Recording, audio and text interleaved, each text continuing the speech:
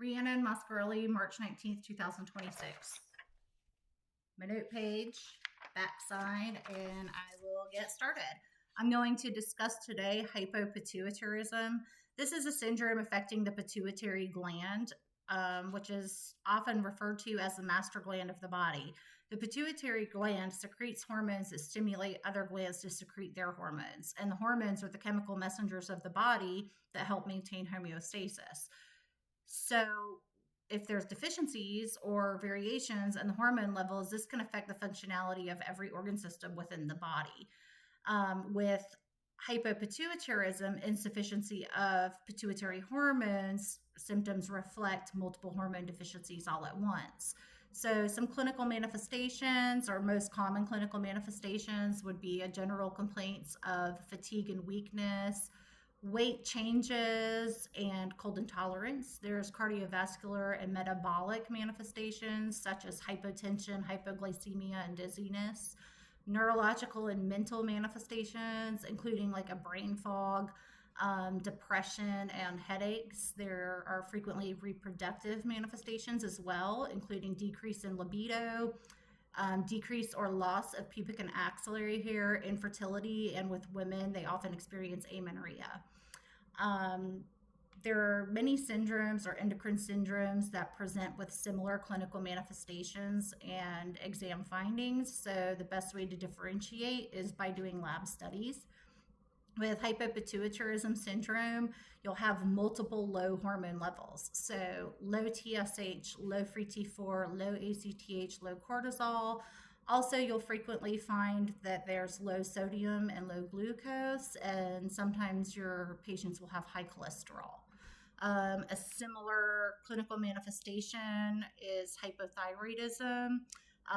Commonalities in lab findings would include low TSH and possibility of high cholesterol, but the key difference here is that with hypothyroidism, the TSH is high because your low T4 stimulates the pituitary to secrete more thyroid stimulating hormone.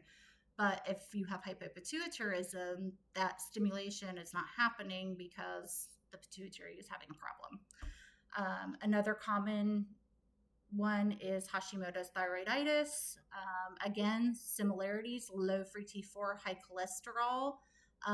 Difference, high TSH, again. Also with Hashimoto's thyroiditis, there's a presence of thyroid peroxidase antibodies, which are antibodies that attack the thyroid gland.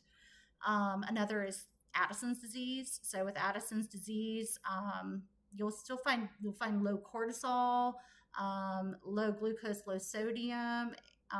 Key difference is the high ACTH, and also sometimes there will be presence of adrenal antibodies.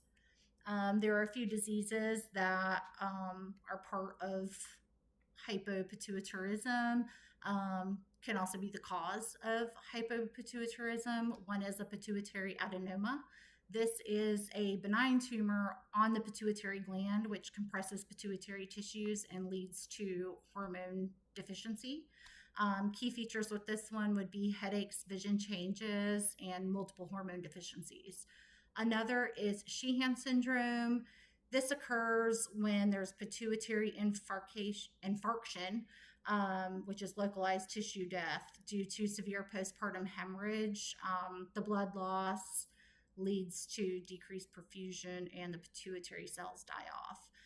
Key features with this one are mostly reproductive, failure to lactate, and amenorrhea. Also, patients would experience fatigue and hypotension, likely due to the blood loss. Finally, there's a craniopharyngioma. That's a mouthful of a word. This is also a benign tumor. Difference is that it is near rather than on the pituitary. It's also most common in children. The presence of this tumor near the pituitary compresses pituitary or hypothalamus tissues and leads to decreased hormone production. Key features with this one, with children, they may see growth delays, also some visual disturbances and headaches. So with these different syndromes and diseases, with hormone deficiencies and such, it's A lot of the symptoms and clinical manifestations and findings might be the same or very, very similar. So it's important to ensure that you're doing thorough exams and thorough lab studies and possibly even imaging if necessary to ensure that patients are being diagnosed and treated properly.